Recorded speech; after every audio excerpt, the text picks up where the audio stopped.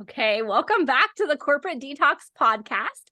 I'm your host, Amanda McWhorter, and with me today, I have Tali Shlafer.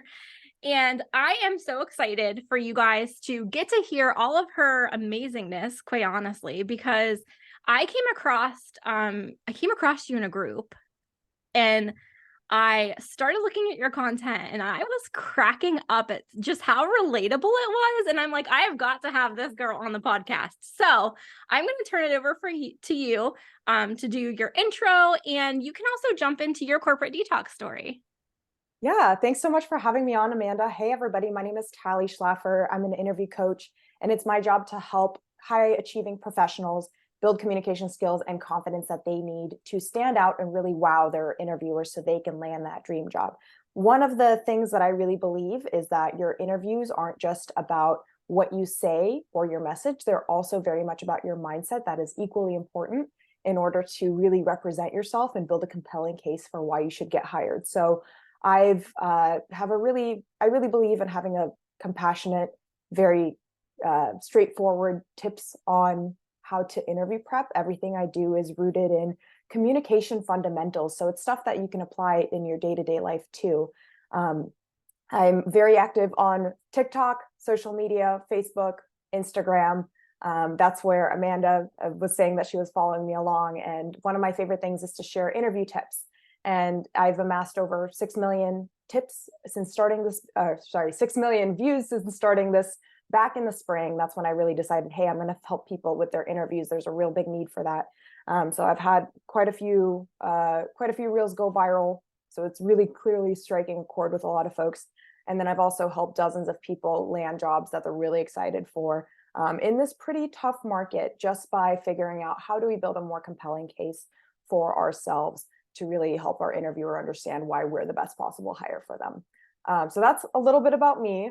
I'm still figuring out my own spiel. You know, I always talk about how to answer the tell me about yourself question. And to be completely honest and transparent with folks, I'm still working on that out in my business. So it's kind of, communication is a constantly evolving thing, I think. So diving into my corporate detox story.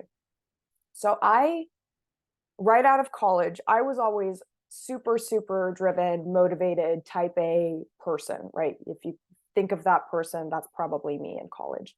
And right out of college, I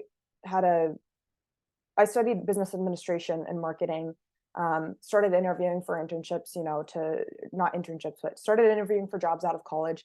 And I ended up landing a very prestigious consulting job. I'm not going to name the company. I'm not here to, trash talk anybody, but one of the big four consulting groups, ended up working for them. And I was really excited. I got the job offer back in January and I was going to be starting in September. And all year I was super excited. It was really prestigious, right? You're going to a business school, even if it's undergrad, a big name like that carries a lot of prestige. And I very quickly realized once I started the job, after all this buildup of telling people, oh, I'm going to be working for this big four consulting and, having all the hype and the prestige around that, within the first day, within the first day on the job, I realized that it's not going to be a good fit for me. I went off and did their training and it was fantastic. And I learned so much and I met these really amazing people. Throughout that summer, there were a lot of onboarding events. I was really excited about the people that I was going to be working with. But as soon as I got assigned a project and I showed up to the job itself, that very same day, I was still living at home trying to find an apartment for myself. That same day, I came home to my mom after like a 12-hour day and just broke down in tears because I immediately knew that this is not an environment that I want to work with, that I want to work in. This is not somewhere that I can actually succeed. And the summer before that, funny enough, the summer before that job, I had an internship at T-Mobile, which I ended up working for 5 years. I'm kind of jumping between my stories. Had my internship at T-Mobile, was really excited about working there. They couldn't offer me an extension for the following year, so I ended up going to this consulting firm. And at this firm, I think a lot of people can succeed there, but I learned during my internship at T-Mobile that I'm a 40-hour-a-week girly. right? Like that to me hits the sweet spot. When I was working at, this was kind of my dream company, T-Mobile, because I had, uh, they just had such an amazing workplace culture. I really felt supported. They were talking about diversity and inclusion, I think before it was popular or before it was a cool buzzword that was part of, became necessary. They were really forward thinking in a lot of the ways that they treated their employees. And that's what I had gotten used to all that summer. I was used to feeling really supported, feeling like there's a lot of open communication on the team. And then as soon as, so that was my first experience working in corporate, was this internship that I had that I just loved and adored and would have loved to come back to. And so then going out and going into my first job and looking around, realizing, okay, 60-hour work weeks are the norm here. That was the big red flag for me. It's like everybody was talking about 60-hour work weeks. And jobs will have a 60-hour work week every now and then, right? Like every job has its crunch times. That's fine, but that was the norm, right? You weren't allowed to complain unless you're working over 60 hours. And those are some of the things that I started picking up on that first day, was just how people talked about their job. I really felt like there was the hustle culture was really, really big. I don't think we even had a term for hustle culture back then. I'm really glad people have more of a vocabulary for that now.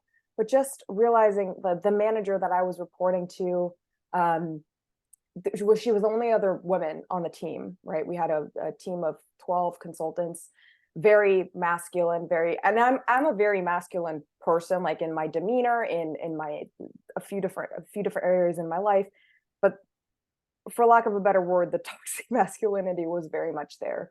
On the first day of the job, I remember the people who were working, we were consulting for a company. And so the employees at the company all left to go at 5 p.m. They all went home to pick up their kids, whatever, as you do, right? They were working at 9 to 5 and they left at 5 p.m.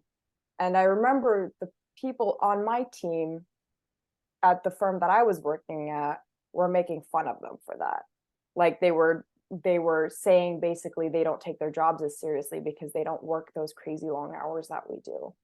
And that to me was like, no, I refuse. It was so repelling to me to hear people, first of all, badmouth others for wanting to pick up their kids from school. Like that was so backwards in my mind. And secondly, just for having normalized this experience of, hey, we're going to work a 60-hour work week, and that's how you measure success. The other thing that, so just hearing how people talked about the employees on the other side, like hearing how the contractors were talking about the employees kind of behind their back, that was hugely off-putting to me. It felt disingenuous. I don't like disliking people. I don't like judging people. Everybody judges people, but to be so blatant about it, to normalize this culture of we have to work crazy hours. And the other thing that was a huge red flag for me was that the manager that I was working with, the manager on that team, I was kind of being her assistant throughout this project, right? We were keeping track of this huge Excel sheet of different moving bits and pieces that I won't bore you with, but she was working on getting her MBA, right? That's kind of the next step. She was the person that I would become if I stayed at this company long enough. I think she was 3 or 4 years ahead of me. She was on the track to getting her MBA and getting it reimbursed, etc. And I looked at her and I was like, this cannot be my future. She was constantly shaking in anxiety. She couldn't take any time off. She was on all around the clock. There was not an hour at which she was not responding to emails, during the weekends, during the evenings, up at crazy hours. She was working, I don't know, she must have been working 70+ hour weeks. And there was no gratitude for it. There was no sense of, thank you so much. This is not a normal thing. Thank you for committing this time. It was the expectation and the norm. And just seeing how stressed she was. You can tell when somebody's really stressed and on edge. And this was, I worked with her for 2 months, and just seeing that this is the norm She took a vacation. This was one of the like kind of the one of the breaking points that I had, but she was scheduled to take I think it was either a long weekend or a week off to go to Hawaii with her partner. And we tried to offload as much as possible, right? So that she didn't have to work, took her laptop, worked the entire time. It was as if there was no break in business at all. And I was like, what's the point of this? What's the point of making, it was an impressive amount of money out of college, and it was really prestigious, but I was like, I don't want to live just to work. Like there was the definition of the opposite of what I wanted to do. Yeah. So that was kind of my first detox story. And the reason that I was able to get out of that is the summer before, I was really, when I was interning at T-Mobile, I was super diligent about networking. And by networking, I mean meeting people, meeting up with them for coffee, asking about their work, asking about, what it's like to work there, what they like and don't like about their jobs, building those relationships. I think networking is, that's a buzzword that scares a lot of people. So what I mean is just meeting people and building relationships with them. And one of the people that I had met was an executive, C-suite level executive. And he and I stayed in touch throughout my senior year of college. He even knew when I, went off to this consulting firm, he knew that I was going to go do that. And he was wishing me well, there was no bad blood. He realized that it was a really exciting opportunity for me. But when I had those few last straws where I was like, no, I cannot, this is not the life I want to design for myself. I reached out to him and said, hey, this is not what I envisioned. We sat down, we had a little conversation. And I was like, hey, this isn't what I envisioned. I thought I was getting into one thing, I'm getting another. This has given me so much more clarity that I actually want to go work at T-Mobile. And so he was able to draft up, being friends with a corporate executive has its perks. So he was able to create an opening for me, draft up a job offer, and I was able to pivot away from that really, what could have been a really, really unpleasant career. I was able to pivot out of it pretty quickly just because of the network that I had built and the relationships that I had maintained. I'll pause there. That was a big story. No, that's awesome. And I had such a hard time. First of all, I'm laughing at myself because I'm like, I've been putting off putting these podcasts on video for so long that now I'm like, I feel like everyone's going to see me like on the edge of my seat and like biting my tongue because I try not to interrupt everyone during their corporate detox story. But oh my gosh, there were so many things that you said. The toxic masculinity, the making fun of people because they have, in my opinion, responsibilities, right? Like as a parent, crap like that used to get under my skin so bad. Like, yes, my headlights do work, but also I need to go home and make dinner for my son and get him in bed and have some sort of life outside of work.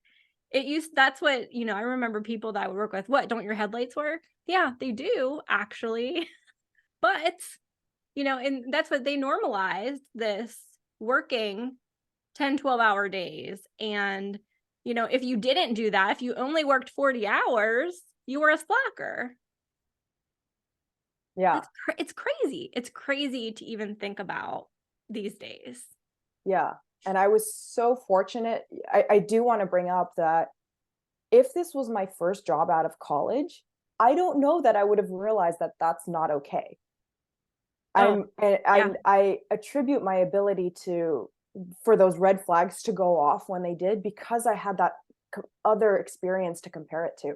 I had that 3-month internship at a company that I loved, that I really feel like my values resonated with. Mm-hmm. I had something positive to compare it to.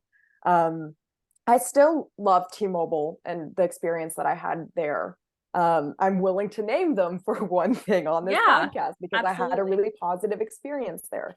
But I don't know, just for folks who are listening, who might be stuck at a job that they've had for, 10, 15, 20 years. And you're like, well, this is the norm. I'm used to feeling like I'm being, taken advantage of, or I can't take time off to, I don't have kids. I didn't have kids at the time. I didn't have any responsibilities. but I still wanted to enjoy my evenings, go for a workout, be able to unplug completely. Um, but yeah, just want to put it out there. If you are, have been stuck at the same role for a long time in the same company and you're thinking, well, this is the norm, everybody else has it. That's not necessarily the case, right? There's plenty of jobs out there. There's plenty of companies out there that realize the value in treating people well and giving people rest and, creating a positive culture. And sometimes it might just help to, I think when you're in your own little silo, it's hard to imagine something else. So I just want to put out some encouragement for folks if you are struggling with that, and encourage you, maybe start reaching out to people who look like they're happy with their work, or look like they, have a good work-life balance, and just hearing the stories from them. I think just hearing that there's hope it can be really beneficial to a lot of people. Yeah. I was one of those people that did not have the opportunity to work for someone with a good culture. So when I was hourly through college, and then once I graduated, got hired in as management, right? So that was my first salary position. And I truly thought that was what it meant to be salary, right? To hold a management position. Not just because of that company, but it's also what I saw in my household. Like, my dad had a salary position and we hardly ever saw him. Right? I thought that was just what came with that money, that exchange. I didn't know. And so many people that I worked with, it was the same deal, right? They didn't know what was out there. They didn't know the cultures that were out there. So that's what led to our burnout, right? A lot of people leaving. And then once that happens, you see that that's not normal. Mm-hmm. That's not normal. Yeah, just being aware that there are other options out there is so powerful. Yeah. For people. It's like it can be this way. Yes, there are a lot of companies that, do treat people as expendable, as, you should, if you're not committed. I have a friend right now who's stuck at a job where the CEO says things like, if you're not willing to work overtime, that's why we're gonna go hire people who are. So there's plenty of cultures like that to be found, but there's also cultures that are positive and are healthy. And I just think you're doing such a service for people, Amanda, just talking about this and normalizing that this is not the only way, that there are better options in there. And even within cultures, right? You might have a very positive company that's really known for its positive culture, but one of the organizations, the VP or the leaders in that organization might have different demands. So even within companies, you might have different experiences. Yeah, absolutely. And thank you for bringing all that up, because, sometimes I have people say, they want to bring the good side of the corporate world. And I always have this fear that people listen to this podcast and they think that it's all bad. And that's not my intention with this, right? As hosting this podcast, it's really to be able to give people hope. Yeah. So if you are one of those people that you feel stuck, like, this is a way to hear other people's stories and know that there are other options for you out there and that you're not stuck. Yeah. So thank you. Thank you for that. I do have to say, I'm terrible interviewing. Terrible. Terrible, terrible, terrible. And I will tell everyone that. So yeah, like, I think that what you do is just so amazing, because no matter how good someone is at their job, right? And no matter how good of a leader they are, that doesn't always come through in an interview. And from my HR experience, it was really something that I worked hard with when I was, interviewing with other folks, to make sure that we would talk about, if someone didn't interview very well, that we were still talking about their abilities, right? Like, what they actually show us every day. Because I'm that person, like, I sweat, I will, I get really uncomfortable, and I am like tongue-tied the whole time. So talk more about the work that you do, because I think that is so, so critical for some of the folks that are listening, because I know that there are people listening to this episode right now that want to go find a company with a good culture, right? somebody that aligns with their values, and what's holding them back is the fact that they feel like they don't interview well. Yeah, well, this is so huge. And you touch on a pain point I think that a lot of my clients and people who find my content have. And that is, I pretty much only work with people who I somehow have magically, through strategy and marketing, have attracted people who are really high working, right? Like, or high achieving, like really believe in doing hard work, going above and beyond.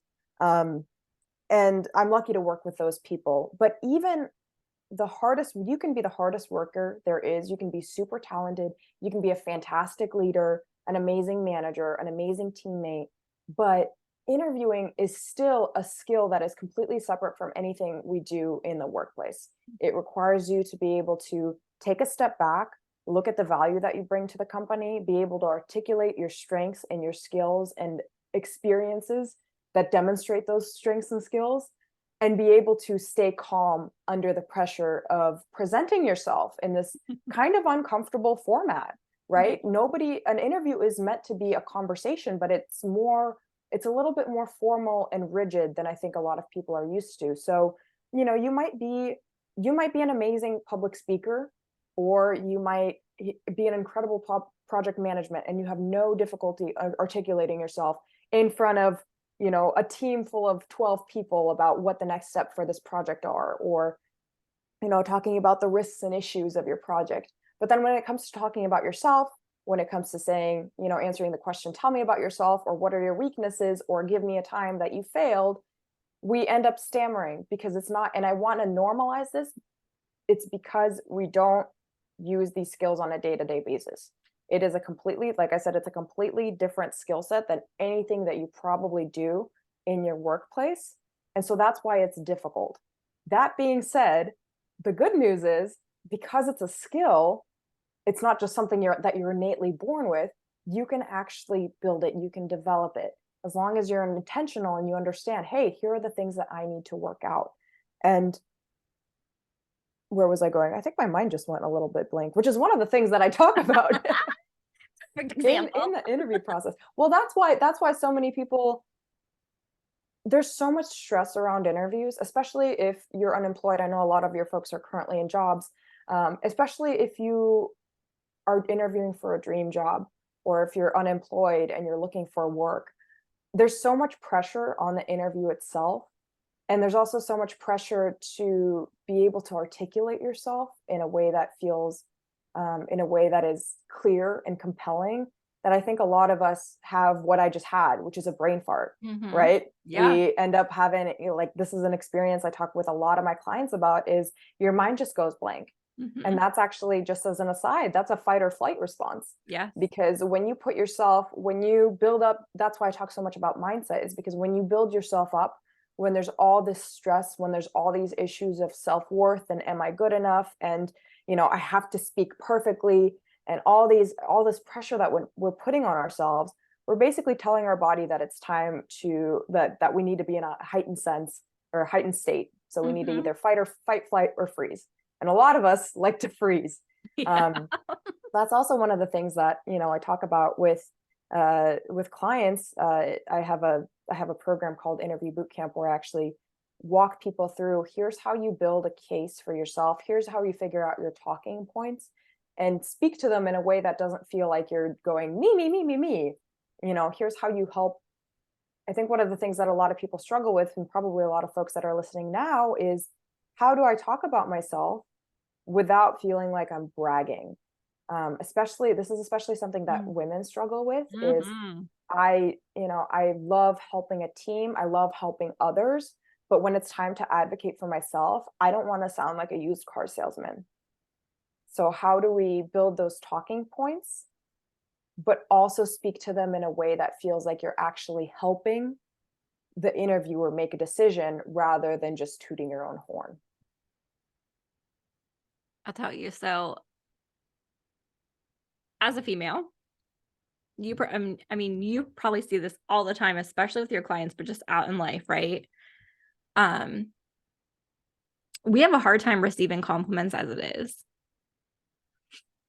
And I truly feel like that is what stops us from being able to talk about ourselves, whether it's in an interview, or it's as a leader, right? Like we're always like, we don't want to say this is because of my leadership or, brag, so to speak, on what, I've been doing, but we're always flipping it to a team. And we might have been taught that that's what that's what good leaders do, right? That's what good managers do, is they're always promoting their team. But like, how do you promote yourself? And I feel this in my core. Like I still, just like you, I struggle to talk about what I do in my own business. Mm-hmm. I'd rather send someone a link or say, just listen to my podcast. It's so much Yeah. easier than having to sit there and talk about myself. And that's a really great point. One of the things that I will this is something that I coach a lot of my clients on when we do our one-on-one session, is it's really a matter of your framing, right? Mm-hmm. It's a matter of how you think about the interview process. If you think it's just putting together a list of things to brag about, it's going to feel really icky to those of us who are really other oriented, who are really not selfish. And so I like to think about interviews as we're actually helping the interviewer, the hiring manager, make a decision. And in order to make a decision, they need to have really, really clear communication from you. They need to know exactly what you are capable of doing. Because if you think about, there might be somebody out there who is better at articulating those things, or maybe they take credit for things that they maybe shouldn't take credit for. Mm-hmm. So what we're doing is we're in building our talking points and building our case, we're figuring out how do we convey the information about us in a factual way, right? It's not subjective. It's thinking about what are the experiences I have and what are my principles of leadership, not because I want to brag about those things, but because those are things I need to be able to convey to the interviewer so that they can make a decision if it's a right fit or not. And I think coming at it from a place of helping, serving, delivering that value rather than giving a presentation, I think is really important. The other thing that I recently talked about, a woman who I was coaching, she was interviewing for a C-suite position. She's actually having her interview tomorrow, I want to say. But bringing back, thinking of the interview as a conversation that you're having, and you are trying to figure out, what does this role need? What are they looking for this role? A lot of us think that we need to have everything fully baked before we go into a job interview. We have to have, yes, you should have some talking points. You should have some answers that you've practiced out loud. But really, in the job interview itself, you're going to find out more information about the role, about the team, about the expectations, about the things that the manager is struggling with and needs help with. And so going into that mindset of, I'm going to be a problem solver, ask some questions about, what is it that you're looking for help in, and seeing, can I serve you in this capacity? I think that can also help sometimes, is to remember that you're going to get more information during this job interview, and it's your job to help them understand, is this something that you can support them with or not? Awesome. So if you were in an interview and one of the people interviewing you just had this terrible look on their face, right? And it was making you uncomfortable, maybe this happened to your client. I know that this happened to me. What is your piece of advice for someone in that situation? That's such a great question. It's something I talk about all the time in my reels too, is there's so many, first of all, being aware of the fact that some people, the interviewer, the hiring manager, the recruiter, a lot of people want to keep a purposely neutral face and react.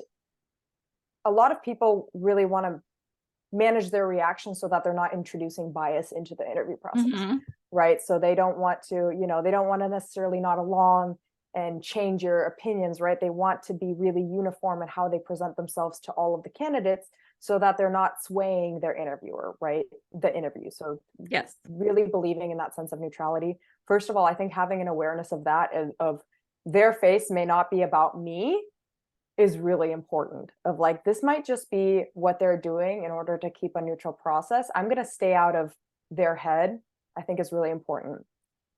But the other thing too is thinking about, if you're in the middle of an answer and they look really displeased for some reason, you can always check in, right? As you would in a conversation. You can always go, I want to pause there. Is this along the lines of the type of answer that you're looking for? Or I just want to check in, is this the direction that you're hoping to take this in? Or should I pick a different example or something else to talk about? Like, you can always check in. Oh, I like that. I think the other thing is staying out of other people's heads, because you never really know. And I think this is, especially women are really programmed to always be mind reading and trying to figure out what's going on in the other person's head. And what that does is it takes us out of the moment. We're no longer present. We're no longer focused on delivering our own compelling message. We're now trying to guess what the other person is thinking, which is, first of all, you're never going to know. And secondly, it's not going to be helpful either way. So coming back to, if you catch yourself doing this, and this might be not just in an interview setting, but, you might be talking to a coworker and they might be having like a, what is it? What's the acronym for it?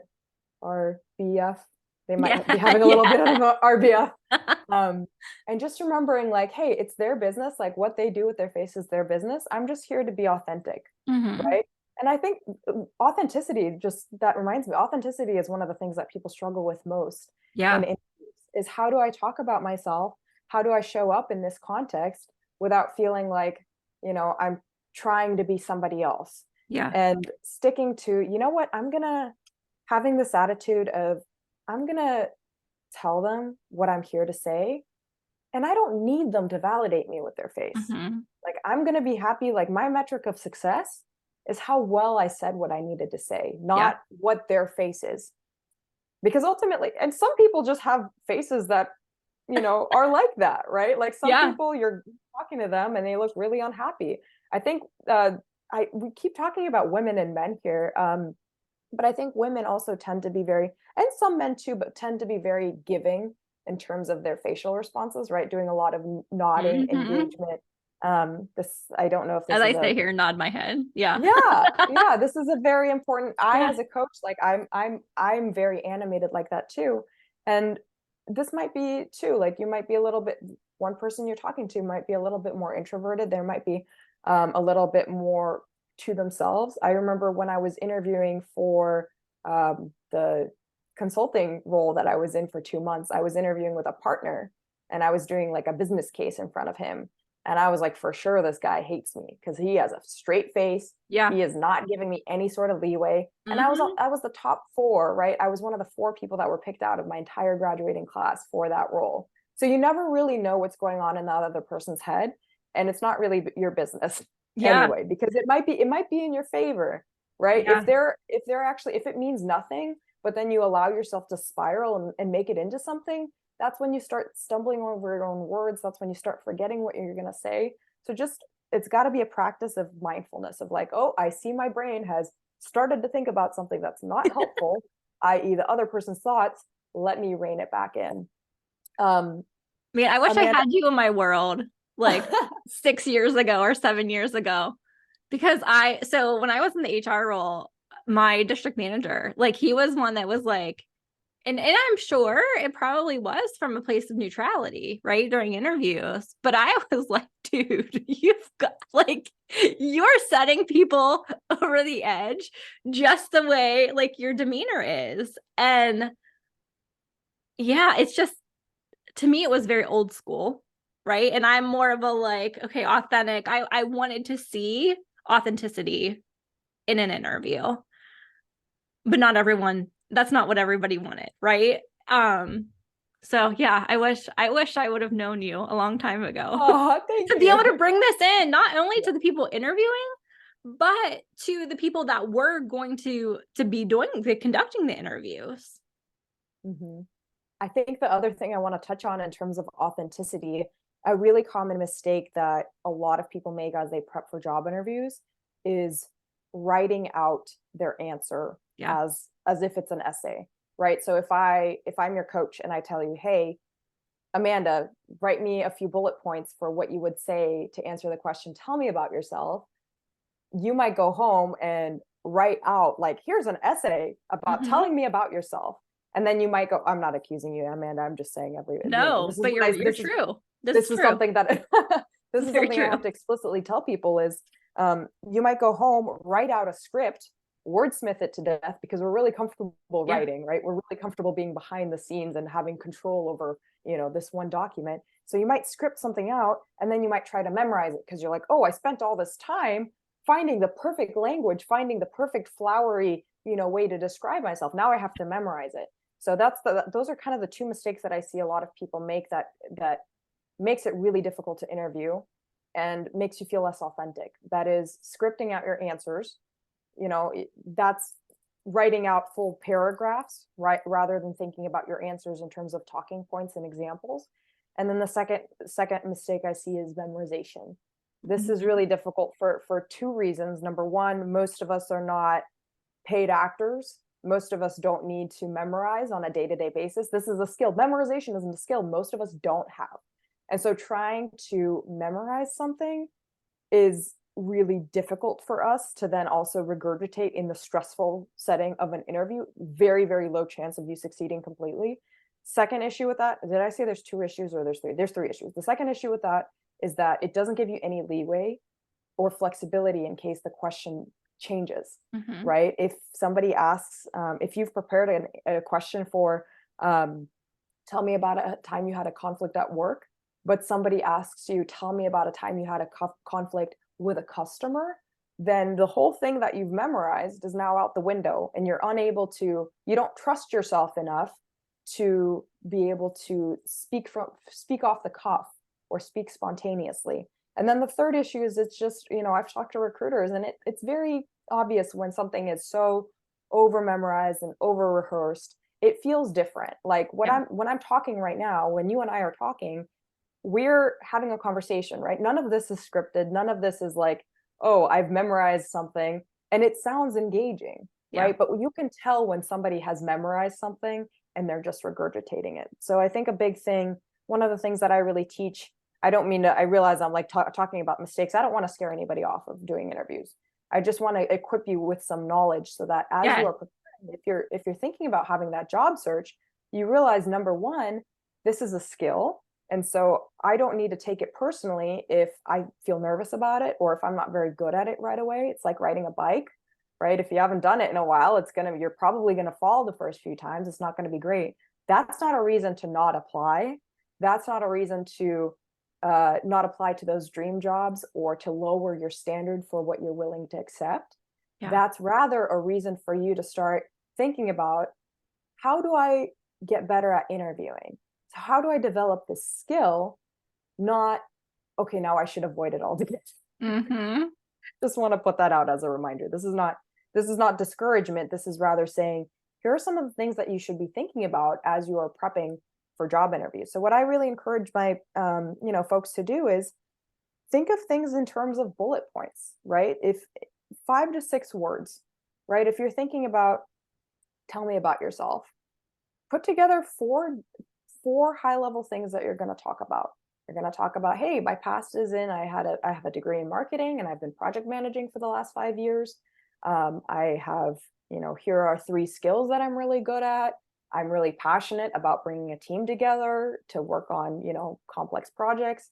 And I love hiking, right? Like thinking of things as high level bullets, and then using all of your time, all of your interview prep time, not in writing the perfect answer or the perfect Mhm. essay, but rather coming up with bullet points and then going in front of the mirror. This is when people are like, their minds break because they're like, don't tell me to do this. Cause it's like, if usually people need to hear this the most, but writing out your high level talking points and then spending most of your time practicing saying them out loud, because it's a completely different ball game to think about your answers or to imagine what you might say versus actually getting into that mind muscle connection, into that muscle memory of, here's me doing the uncomfortable thing of answering this question out loud. The more you do it, the less uncomfortable it's going to feel, the more natural it's going to feel.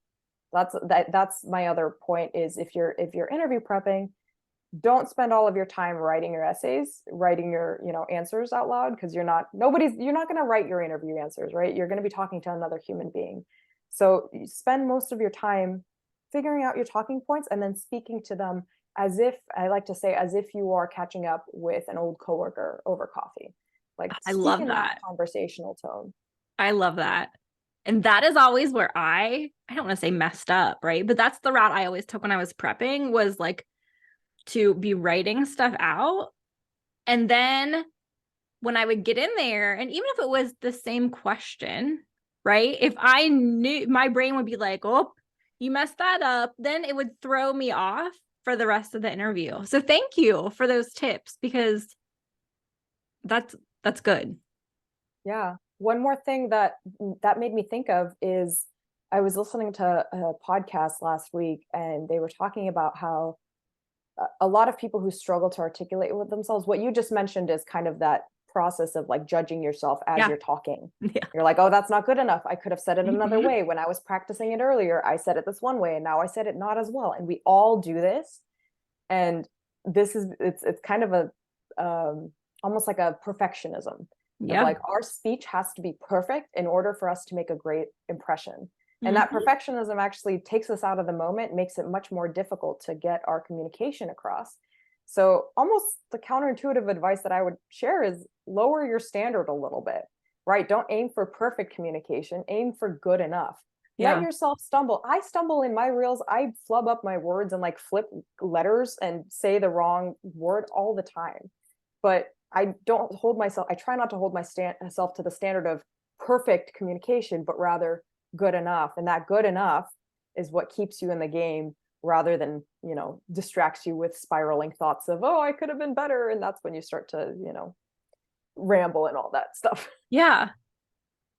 So, do you help people who are maybe looking at working in different industries than they've always worked in? Usually, I would like to get into that more, but usually most of the folks that are coming to me are looking for work specific, like In still the same more or less. industry? And yeah, I've pivoted industries a couple times. This is my Yeah. third career now. But Yeah. so I'm happy to talk to, any challenges that I might have had. Yeah, for whatever reason, I think the people who are coming to me are just still keeping in the Okay.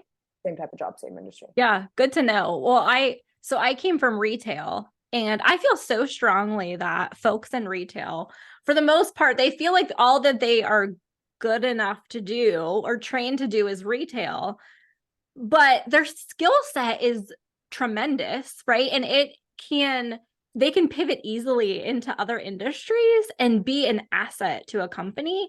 But I feel like a lot of the time is they just don't know how to talk about that, right? Yeah. So, yeah, I feel like the work that you do with clients is just so valuable. Yeah, because we really have to, what it comes down is when you look at a job posting or a job description, Hmm. it's figuring out not what are the tasks that I need to do, but what are the types of activities and skills that Yes. I need to have. Yeah. And every job that you have has transferable skills. Yep.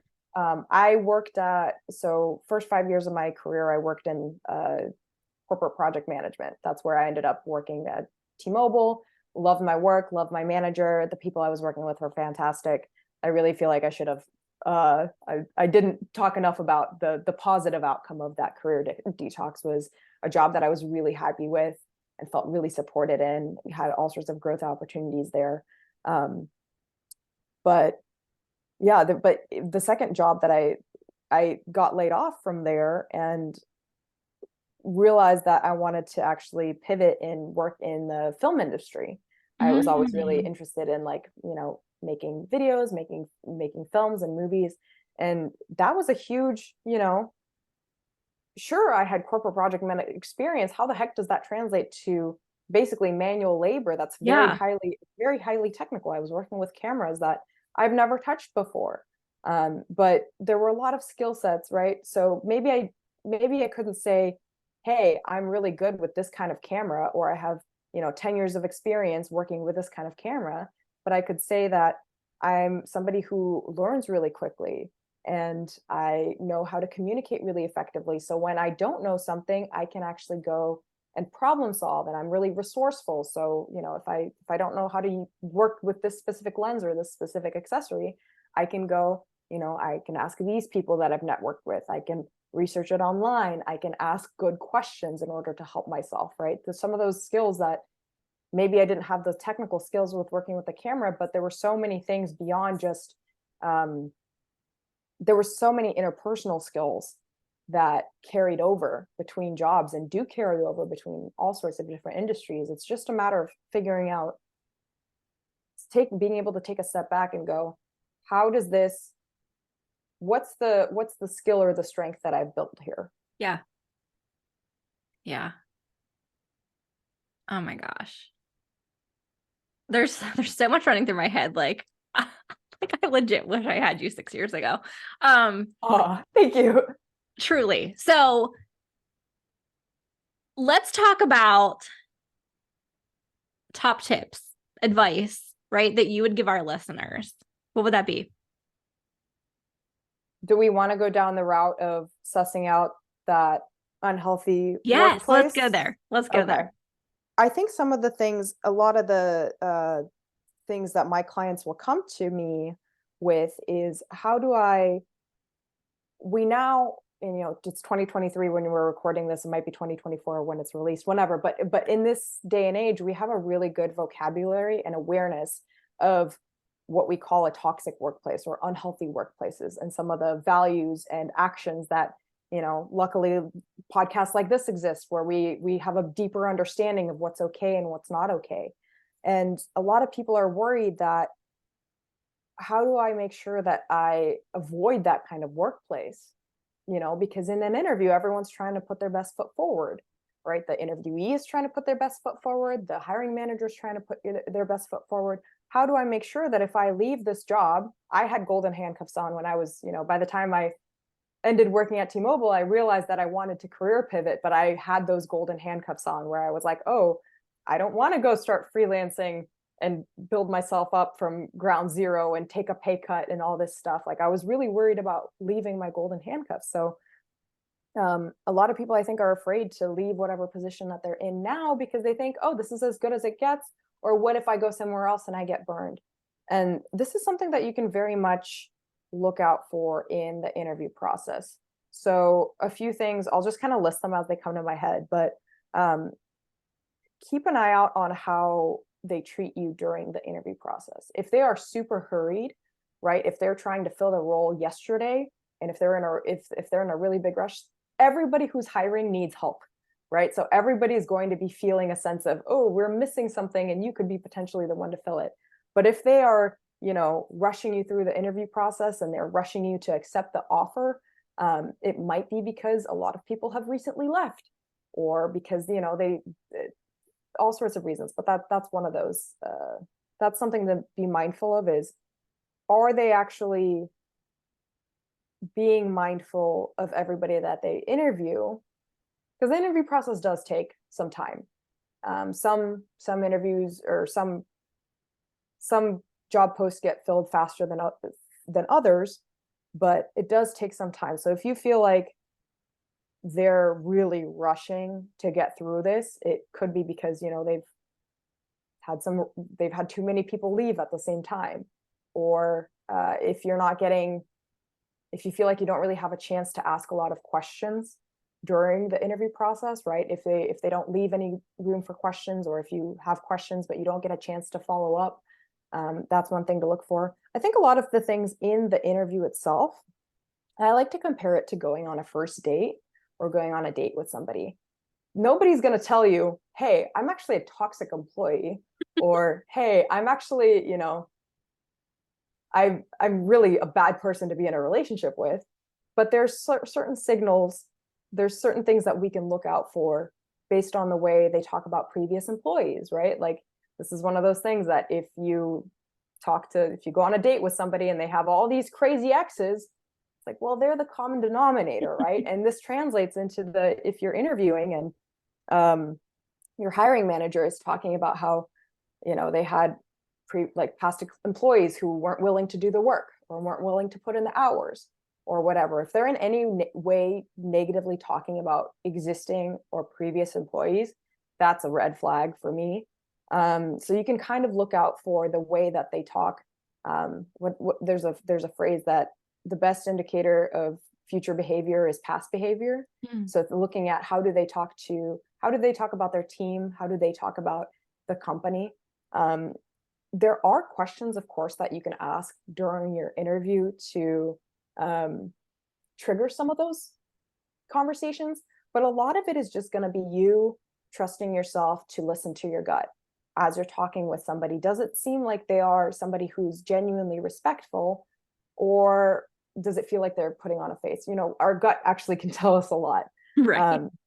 Some questions that you can ask too, anything that, because I think a lot of the things with these unhealthy workplaces is sometimes they don't even realize it, right? They've normalized it so much that, they're not going to come out and tell you, oh, we actually have a huge turnover rate or stuff like that. So this is, you can look on websites like Glassdoor and salary.com, look at websites that review these big companies or companies in general and see what previous employees have to say about it. That's, a way that you can do some research ahead of time, not so that you're not just, depending on one person to get your insight, but even asking questions of, at the end of your interview of like, can you tell me about what are the traits of somebody who is really, what are the traits of somebody who is going to succeed at this company, and watching out for what they answer, right? If they answer, oh, it's somebody who's willing to, work overtime all the time. And, if you start sensing that there's that cutthroat competition there, like not afraid to, take other people, whatever, there's red flags as this person is answering this question, that'll come up. Another thing is, what do you think?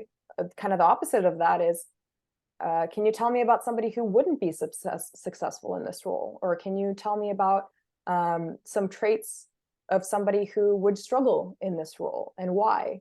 Or you can also ask them about what are some, if you're talking to the hiring manager or the team, can you tell me about a time that there was somebody made a mistake on this team and how it was resolved? Or can you tell me about a time that somebody disagreed with a policy? It's almost like taking those questions that you get asked and flipping them on reverse. And the point of that is going, well, tell me about times that your team has struggled and how were those challenges resolved? Or so bringing up some of those things is better, I think, than directly going, hey, tell me about the team culture. Because those are questions that they've prepared for, right? And that's an area that they can flub a little bit, but the best way to find out if you're going to be set up for success is, number one, figuring out what they think success looks like at the company and seeing if that matches what you're willing to put in.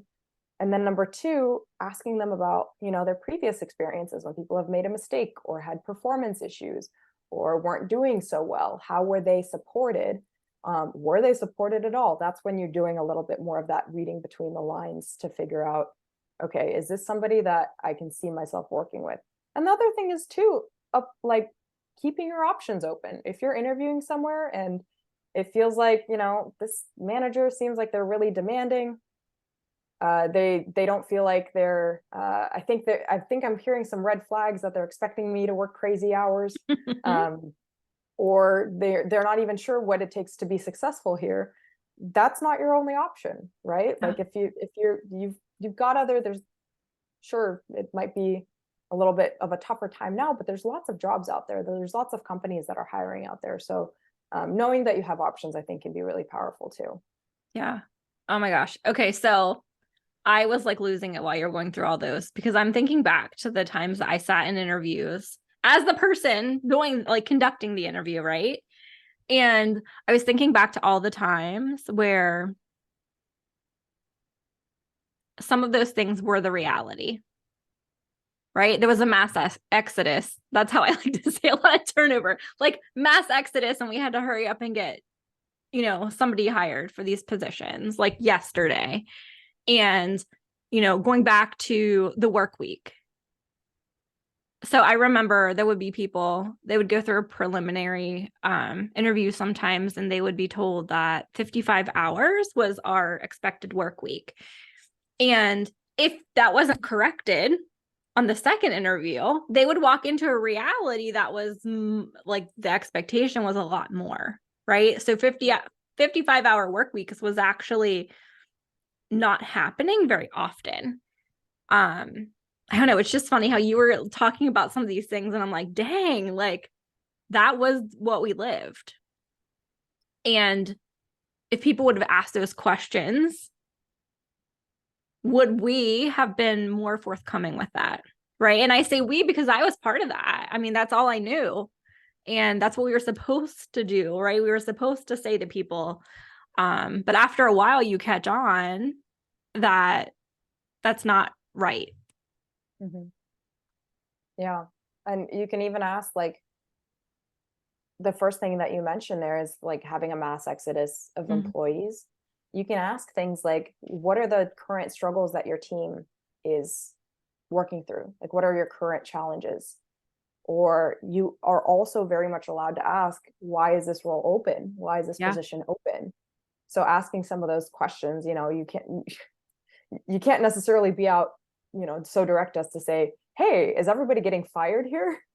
But one thing you can also look for is how many positions have been posted, in the recent few days, in the recent few weeks by this company. Yeah. Is it Or just are a handful? consistently posted, right? Yes. Like if there's consistently postings out, and I'm not saying that like it seems like everywhere is hiring, but I feel like that should be a flag too on how long are people staying, right? If you're consistently seeing a now hiring sign or a posting for positions that are similar, and that company's not in a huge growth, that's a red flag. Yeah. And you can ask about things like, where have people on this team gone to, right? Like where have they moved on to once they've done this position, or once they've done this role, once they've been on this team for a while, what's their trajectory typically like? Yeah. Yeah. I love that. I love knowing what the promotability is within a company, and that you're not just going to go into a position that that there's not the opportunity, right? That it's, stagnant, so to speak. So I think the other thing that's really important that we haven't talked about yet is being really clear on your own parameters and your own requirements.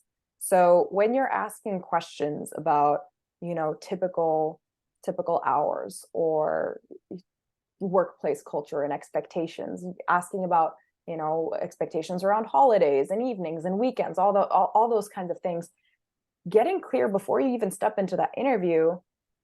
What do you want? Right? Are you willing? Like, some people are fine working a 50-hour work week. If the job is good enough, they're fine doing that. For me, it's a heck no, right? Like if it's like, so understanding your own expectations and your own preferences, so that when you go in, and if they give you an answer, so the flip side of that is, you go in, you haven't really thought about like, oh, am I willing to work a 50-hour work week, or is the 45-hour work week like a must for me? If you don't have clarity about that, and then you go in and you have a conversation with somebody and they're like, oh yeah, typically 55-hour work weeks, and they might be flubbing it a little bit, then because you haven't thought about that, you're more likely to be swayed into that situation. Right? So having that clarity before you enter the room, so that once you get there, once you have that information, you know what to do with it. Otherwise, you're going to just be like, oh yeah, I'm open to it. That's one of the reasons that I actually left working in the film industry. When I first, was networking and asking people about it, I knew that it was, 10-hour days, that it was a long, intensive, that it was a lot of work on your feet to be. I mean, I know there's jobs out there that are much harder, but I'm a corporate girl. I'm a sit at your desk, clickety clack. But that's one of the things I realized about myself is, when I was first talking to people who are working in the industry, and I was asking them like, hey, what is it like to work here? I hadn't really made it clear for myself that I actually don't want to work weekends. Yeah. I want to work, 9 to 5-ish hours in the film industry, but I didn't have clarity into that. And so I went into the film industry with an openness to working on weekends and working, 10, 12-hour days. When in reality, I think if I had thought about it before talking to people, because when you're in that conversation and they go, oh, it's probably a 10 or 12-hour day, you're in that very like, I'm trying to impress them mindset. And if you haven't given it much thought, then or you don't have really clear parameters for yourself, then you're more likely to sign up for something that maybe if you had given it a little bit more thought, you would have backed out of, if that makes sense. Yeah. So do you work with your clients on kind of creating what they want? Like, I look at that as like being able to dream, right? Because sometimes we get in these positions and we feel stuck. We don't know what's out there. And like our ability to like dream and think bigger has ceased to exist, so to speak. So do you work with clients on that? Usually by the time people are working with me, they're already in the interview process. They've got interviews lined Got it. up. But one way that does show up in the way that I work with people is kind of the same way that we just talked about, is being clear on what you actually want for yourself. Yeah. I think a lot of people, especially when it comes to asking questions for your interviewer and learning more, they're afraid to ask questions because they don't want to look like they're off-putting. Yeah. But empowering people that, hey, like, would you want to work somewhere? Like,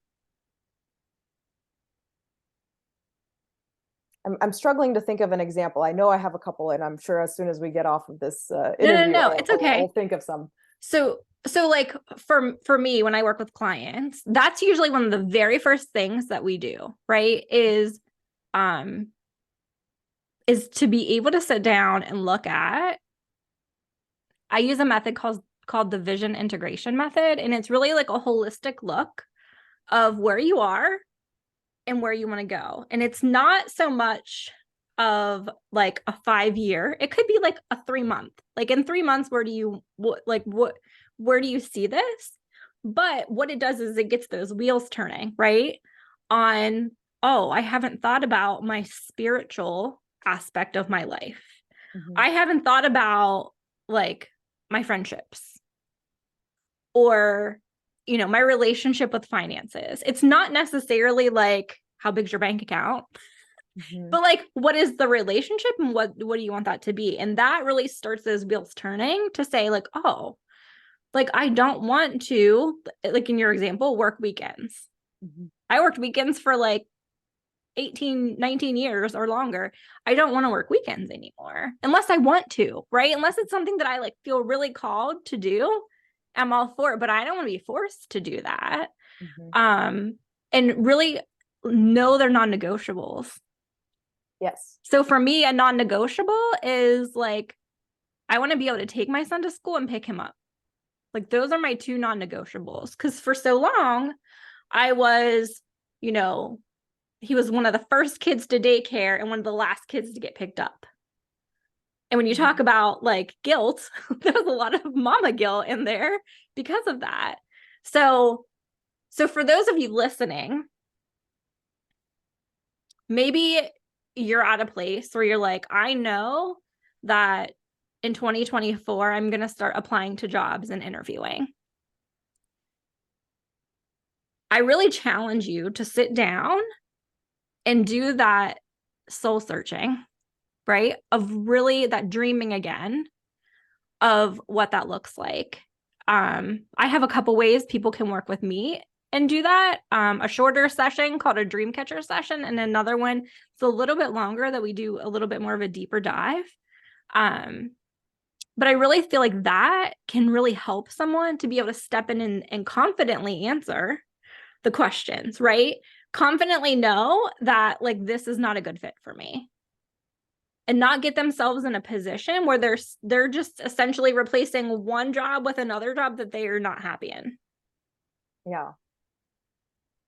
That's so important. It's just to have that clarity of what you're looking for. I Yeah. think a lot of people nowadays are applying for every possible job that they're even remotely qualified for without Yes. even thinking about. And I don't coach job search strategy, but this is one of the things I inevitably talk about is um, narrowing down instead of spraying and praying, as so eloquently called, applying for everything, hoping for something. And you're doing that kind of blindly. Instead of doing that, actually sitting down, thinking about what is it that I actually want? What kind of culture do I want to work with? What's the industry? What's the scope of the projects? You know, what kind of impact am I having? Not necessarily that you go work for a nonprofit. Impact doesn't necessarily mean you know, go work for a nonprofit and save the world. It means, you know, what kind of customers are you working with? What kind of clients? What kind of problems are you solving?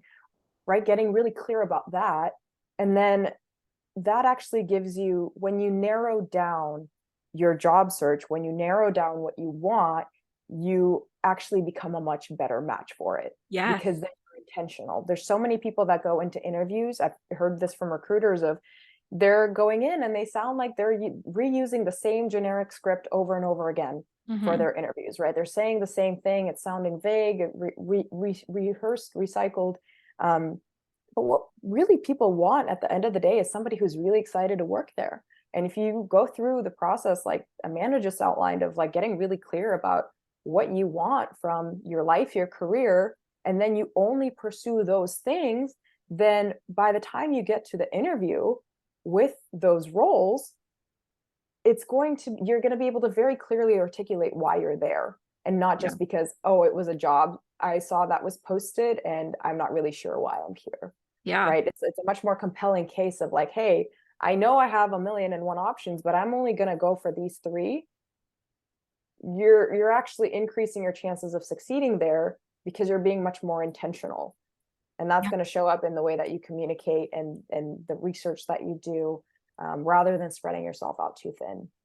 Think of how magical that combination of being able to dream again, set that vision, and then enlist Tali's help with being really confident in your interviewing, and how that's going to help land you a job that is fulfilling to you. So I hope that this episode is giving you hope, of course, but also is like starting a little bit of a fire in your belly that you're going to go out there and start making moves that's different than what everybody else around you is doing. Right? So, Tali, go ahead. I want you to share with everyone how they can connect with you, and anything else that you have to share with them. Yeah, absolutely. So the best way, I actually, since April of 2023, have been posting short 1.5-minute reels 3 times a day, Monday through Friday, everything about interview tips, interview confidence, how to answer different questions, how to deal with weird, awkward scenarios.